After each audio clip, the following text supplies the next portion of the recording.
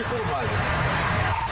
Why did you pull me over? 2735. I'm cooperating driver. I've already told you. Why did you pull me over?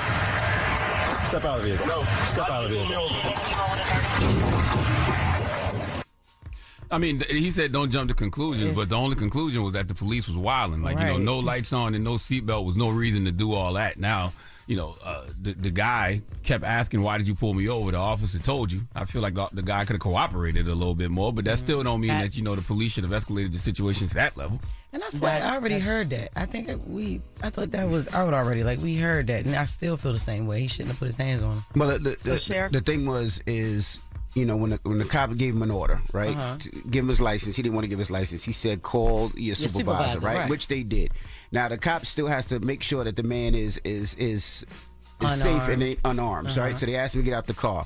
The problem I see with the videos is when they punched him through the window. Yes. Because he wasn't fighting back. There's no reason to escalate. He was not fighting back. And that's the problem he see with the video. That's the problem we all see with the video.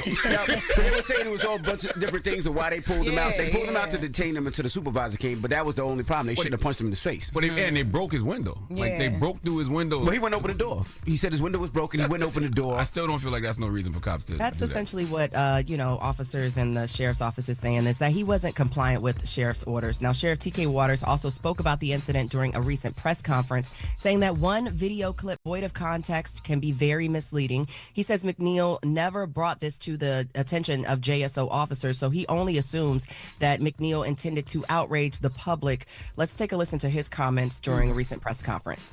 The administrative process is still ongoing, and as such, I will neither defend nor commend Officer Bauer's response to resistance until all the facts are known and the investigation is completed. However, as the leader of this agency, I will not remain silent while important facts and information are buried to advance an anti-police agenda. The truth is, William McNeil Jr.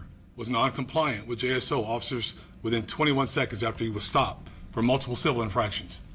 His non-compliance quickly rose to the level of criminal resistance to a police officer. McNeil was arrested and pled guilty to resisting a police officer without violence. Force absolutely looks ugly, and because all force is ugly, whether or not the officer involved acted within outside JSO policy, that's still what we're investigating. Well, what are the facts? Like, what context could you add to that video to where we feel that's all right? Non-compliance leads to shattered windows and a punch in the face? But the punch in the face is the main problem, because he wasn't being violent. He wasn't swinging back. He wasn't doing anything. He wasn't resisting. His hands were up. There was no reason to punch him in the face. I don't think there was no reason to shatter his window either. But they wouldn't get out the car and they wouldn't open the door. So what? They got to assume the worst, but they shouldn't have punched him in his face. You bring the back up. He wasn't a threat. Yeah, you don't shatter the window to punch the face. Yeah, he shouldn't have been punched in the face.